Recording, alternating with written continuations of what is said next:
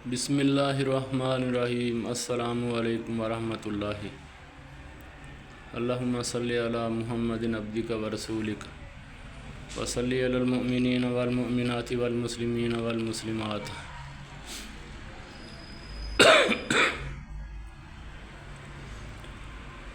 علماء کرام سے ہم نے بہت سنا آج تک کہ مسلمان آپس میں بھائی بھائی ہیں، تو یہ بات بھائی کے بارے میں یہاں یہ دیکھنے میں آج تک آئی ہے جو میری سمجھ میں، کہ ہمارے سامنے ہمارے بھائی کو مارے تو ہم بغیر پوچھے ہوئے اس لڑائی میں کود پڑتے ہیں اور مار دیتے ہیں یا مر جاتے ہیں بھائی کے لیے۔ تو ہمارے بھائیوں کو بہنوں کو مار پڑ رہی ہے، بچوں کو مار پڑ رہی ہے، قتل اتنے زیادہ وہ شہید کر رہے ہیں یہودی، 80 لاکھ آبادی ہے ان کی، اور ہماری 2 ارب مسلمانوں کی، اراؤنڈ اباؤٹ 2 ارب آبادی مسلمانوں کی ہے۔ تو کیا ہم نے کبھی اپنے بھائیوں کے لیے کچھ کیا ہے یا کرنے کی کوشش کرتے ہیں؟ نہیں، جواب اس کا یہی ہے، یعنی انڈونیشیا سے لے کے سوڈان، ترکی تک ہم سارے مسلمان ہیں۔ تو ہم بس اپنے آپ میں مگن ہیں۔ یہ باری جو آج ان کی ہے کل ہماری بھی آئے گی۔ ابھی وہ ایران تک آ گیا ہے نا، اسرائیل، تو یہ آیا تو ہمارے کرتوتوں کی وجہ سے ہے۔ یہ ہمارے جتنے حکمران ہیں، انہوں نے OIC بنائی ہے، کبھی یہ وہاں اکٹھے بیٹھ کے انہوں نے اس بارے میں سوچا کہ ہم جیسے کفار ایک ہو جاتے ہیں نا کسی بھی بات کے اوپر، تو فوری طور کے اوپر وہ فیصلہ کر کے چڑھائی کر دیتے ہیں۔ جیسے عراق میں کچھ نہیں تھا تو انہوں نے ریزولیشن بھی پاس کروا لیا UN سے، اور وہاں آ کے اس کی اینٹ سے اینٹ بجا دی عراق کی، صدام کو مار دیا۔ تو کبھی مسلمانوں کے بارے میں بھی انہوں نے اس طرح کے فیصلے کروائے ہیں۔ یہ جو UN بنا ہوا ہے وہ تو ایک کفار کے لیے بنا ہے، وہاں ہماری کوئی ایک سیٹ ہے پرماننٹ، جس طرح ان کی ویٹو پاور والی ہے۔ آبادی کے ریشو کے حساب سے بھی ہماری کم از کم 2 سیٹیں تو بنتی ہیں نا وہاں، لیکن ہم کیا ہے کہ ہم صرف جو ہے نا ہر ٹائم جتنے بھی مسلمان ملک ہیں، کوئی امریکہ کی طرف دیکھ رہا ہے، کوئی برطانیہ کی طرف، سب نے اپنی اپنی لابی بنائی ہوئی ہیں کہ یہ ہمیں بچائیں گے۔ تو پتہ نہیں یہ بات سمجھ میں ان کی کیوں نہیں آتی کہ جب قرآن کہہ رہا ہے کہ یہود و نصارہ تمہارے دوست نہیں ہیں، اللہ کہہ رہا ہے، اللہ خود، تو پھر یہ بھاگ بھاگ کے ان کی جولی میں جاتے ہیں۔ ان کو کیوں سمجھ نہیں آتی کس طرح کے حکمران جو ہے نا ہمارے اوپر مسلط ہیں؟ یہ نہیں، پاکستان میں ہر جگہ پہ ہی ہیں نا ایسے۔ اگر یہ مسلمان حکمران چاہیں تو یہ بھی ایک ملٹ ہو جائے۔ وہ اپنے مطالبے جو جائز ہیں، اسلام میں تو زیادتی ہے ہی نہیں نا کوئی بھی، تو جو جائز مطالبات ہیں وہ ہم بھی اپنے منوائیں، نہیں تو ہم ہر سال جو ہے نا ہمارے جو غریب عوام کے ٹیکسز ہیں ان بادشاہوں کے لیے، اسی سے یہ پیسہ گل چھڑے اڑاتے ہوئے جاتے ہیں ادھر UN میں۔ سپٹمبر میں ہر سال وہاں جا کے یہ تقریریں کرتے ہیں۔ یہ انہوں نے کیا کرنا ہے وہاں تقریریں؟ یہ تو گھومنے پھرنے کے لیے جاتے ہیں، موج مستی کر کے واپس آ جاتے ہیں۔ وہاں ایک کام بھی بتایا جائے جو آج تک مسلمانوں کے حق میں کیا گیا ہو، اور اگر ہم لوگ آج بھی عقل کے ناخن لے لیں تو ہم بچ سکتے ہیں۔ اسرائیل کیا ہے، کتنا کو ہے وہ، لیکن بچنا ہم نے کیا ہے۔ پچھلے دنوں ٹرمپ آیا تھا عربوں میں، تو انہوں نے عورتوں کے سروں سے دوپٹے اتروا کے ان کا استقبال کیا، انہیں نچایا۔ دسو اللہ کا قہر ہمارے اوپر نازل نہیں ہوگا تو اور کیا ہوگا؟ کہیں ایسا بھی دنیا میں ہوتا ہے؟ آج تک جب سے دنیا بنی ہے کسی مسلمان حکمران نے اس طرح کیا ہو؟ تو پھر وہ اللہ جو ہے نا ہمیں ایسے تو نہیں چھوڑے گا نا، اس کی سزا تو دے گا نا۔ جب اللہ خود سزا دے گا وہ تو ابھی بعد کا معاملہ ہے، ابھی تو یہ کفار سے ہمیں مار پڑ رہی ہے۔ اللہ نے بھی ہمیں ہمارے حال پہ چھوڑ دیا ہے۔ ہم نے کتنے وہ ٹریلین ڈالر ان کو دیے، عربوں نے، مسلمانوں نے دیے ہیں، ان کے پاس کیا ہے؟ مسلمان تو دولہا ہے، دولہے کی وجہ سے یہ دنیا کھا رہی ہے ساری کی ساری، جتنا کفار ہے ہمارے ہی پیسے کے اوپر۔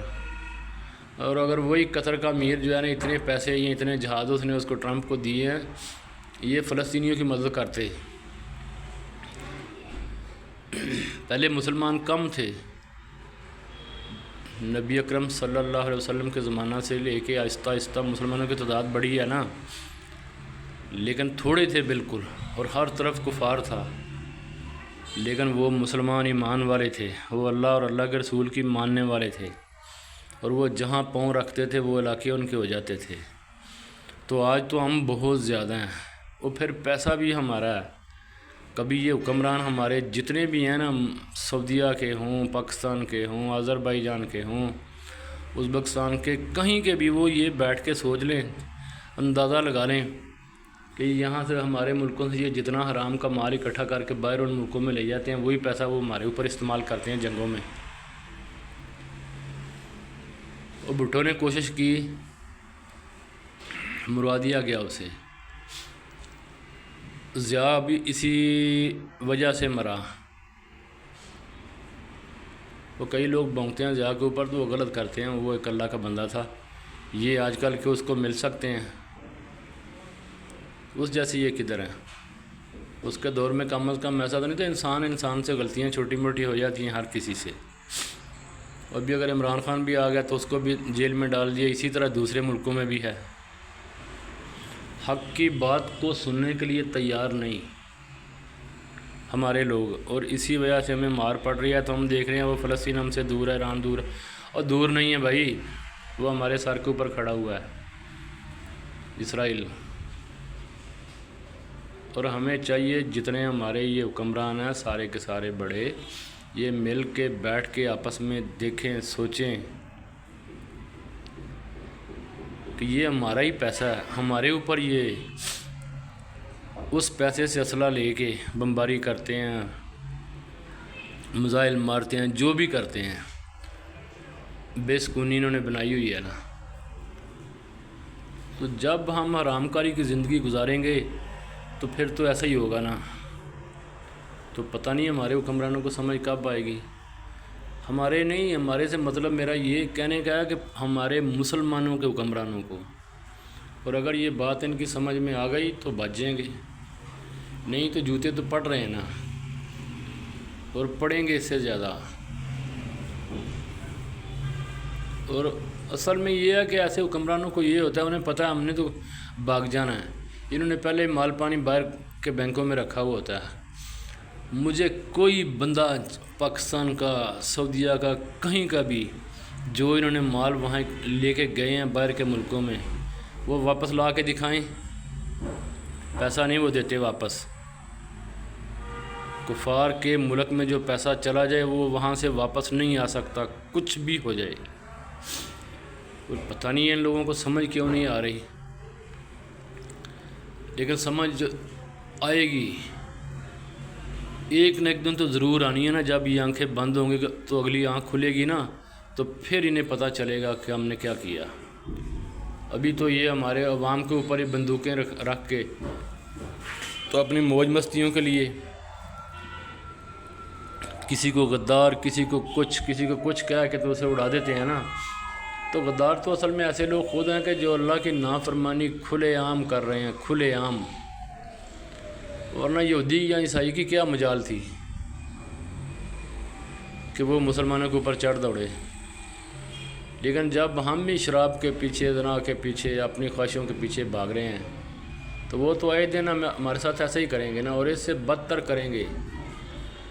اور اس سے بہتر یہی ہے کہ ہم اللہ کی طرف آ جائیں، اللہ سے صلح کر لیں، اپنے اعمال کو سدھار لیں، اللہ سے معافی مانگ لیں۔ تو بجائے اس کے اسرائیل کل یہاں آئے گا، ہم وہاں جا سکتے ہیں۔